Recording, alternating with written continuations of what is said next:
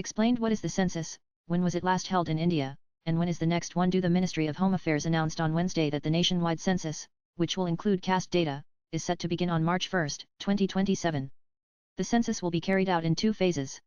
For the Union Territory of Ladakh and snowbound areas of Jammu and Kashmir, Himachal Pradesh and Uttarakhand, the process will commence on October 1, 2027. In April, the centre announced the inclusion of caste data in the upcoming census, responding to demands from the opposition.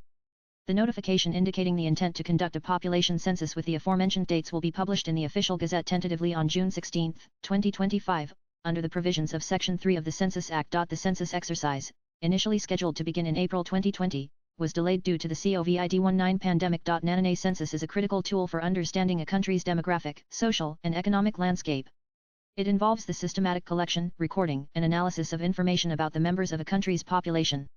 This headcount includes details such as age, gender, occupation, education, religion, language, and housing conditions. In India, the census is more than just a statistical exercise. It has significant implications for policymaking, welfare schemes, development planning, and resource allocation. It also plays a key role in shaping electoral boundaries and determining the reservation of seats for scheduled castes and scheduled tribes in parliament and state legislatures. Conducted every 10 years, the Indian census is overseen by the Office of the Registrar General and Census Commissioner of India, functioning under the Ministry of Home Affairs. India's last full census took place in 2011. This was the 15th national census since 1872 and the 7th after independence, recording India's population at over 1.21 billion. This marked an increase of more than 181 million people since the previous 2001 census. The next census was initially scheduled for 2021, continuing the decade-long tradition. However, it will now be conducted starting in 2027, marking the most extended delay in the history of the Indian census. And the primary reason for the delay in the 2021 census is the COVID-19 pandemic. The initial phase, known as the House Listing and Housing Census, along with the updation of the National Population Register (NPR), was set to begin in April 2020.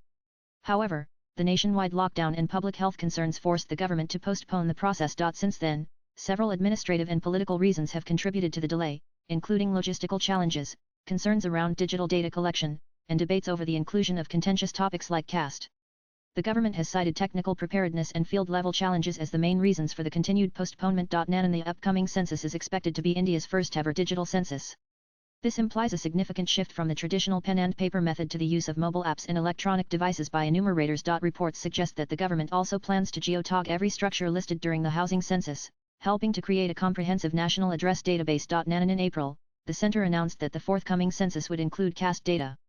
Union Minister Ashwini Vaishnaw stated, "Some states have conducted surveys to enumerate castes.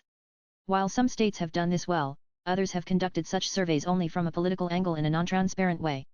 To ensure that our social fabric is not disturbed by politics, caste enumeration should be included in the census instead of surveys." India has so far officially gathered caste data solely for scheduled castes (SCS) and scheduled tribes (STS).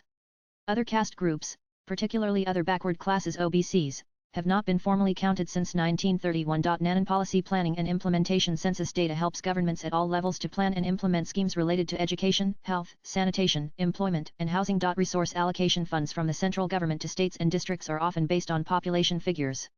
Census data ensures that areas with higher populations receive proportionate resources. Political representation. Census results are crucial for delimiting constituencies, ensuring fair political representation based on population shifts. Infrastructure and urban planning. Information on housing conditions, urbanization, and migration trends supports infrastructure development, such as transportation and smart city initiatives. Socioeconomic research. Academics, economists, NGOs, and think tanks rely heavily on census data for research and advocacy. Swipe left for next video. International commitments. As a member of the United Nations, India contributes to global population data and development indicators through its census. As India awaits its next census, the stakes are higher than ever for getting it right, especially with caste data also being part of the forthcoming census. Latest blogs.